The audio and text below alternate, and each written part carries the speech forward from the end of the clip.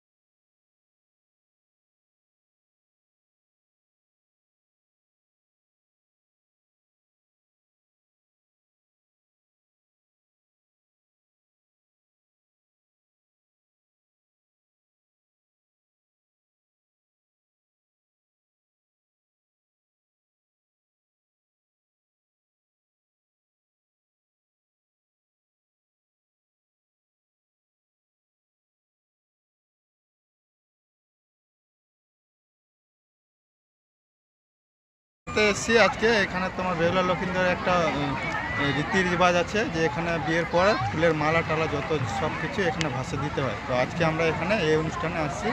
এই যে পূজার 1 বছর হলো আমাদের এগুলো ভাসানোর জন্য এখানে আসছি। কতদিন আগে নিয়ে আছে? প্রায় 1 বছর হলো। 1 বছর কোথা থেকে এসেছেন? আমরা আসছি পরমেশ্বরপুর থেকে, মালদা পাকুয়া পরমেশ্বরপুর।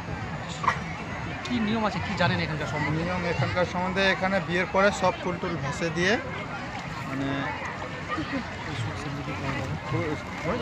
পরিবারের সুখ সমৃদ্ধি হয়, সবার যাতে শুভ কামনা থাকে, তার জন্য এই কারণে আমরা এখানে ভাসাতে এসেছি। কে কে এসেছেন বাড়ি থেকে? বাড়ি থেকে আমরা ফ্যামিলিটা গোটাটা এসেছি কম বেশি। এখন কি ভাসালেন? হ্যাঁ, এখানে ভেসে দিয়ে চলে যাবো। আপনার নাম দাদা? আমার নাম মনোহর যোশী মণ্ডল। কোথায় এসেছেন? আমরা এখানে নারায়ণপুরের দেবকুণ্ডতে এসেছি। এখানে হলো বিয়ের যাবতীয় মানে মালা ফুল যেগুলো হয় সেগুলো হলো এখানে ভাসানো হয়। তাই আমরা আমাদের বিয়ের 1 বছর সম্পূর্ণ হয়েছে, তাই আমরা আজকে ভাসাতে এসেছি। কেমন মানুষের সমাগম কীরকম? হ্যাঁ, প্রচুর মানুষ হয়। বলছি আপনারা তো নবদম্পতি, হ্যাঁ, এখানে তো বেশিরভাগ নবদম্পতি হ্যাঁ, আসে। হ্যাঁ। অনেকেই স্নান করতেও আসে। কামনা বাসনা কি করলেন প্রার্থনা? প্রার্থনা কি, এই যেন হলো দাম্পত্য জীবন যেন ভালোভাবে সুখের হয়। আর মূলত এখানে কি নিয়ম কি রয়েছে কিছু কি জানেন? নিয়ম বলতে ওরকম কিছু তো জানা নেই। এখানে রাজবংশ সম্প্রদায়ের লোকজনগুলো আসে। এখানে বেহুলা লক্ষিন্দরের মানে প্রথা আছে, তাই লোকজন এখানে আসে অনেকেই স্নান করতে এবং এগুলো ভাসানোর জন্য। যে কতদিন আগে বিয়ে হয়েছে? আমাদের 1 বছর হলো। আপনি কি ভাসাচ্ছেন? হ্যাঁ, আমি আজকে ভাসাচ্ছি। কোথায় বাড়ি আপনার? আমাদের বাড়ি গাজলে। নাম আপনার? আমার নাম জনতা বর্মা। আমার নাম কৌশিক বর্মা।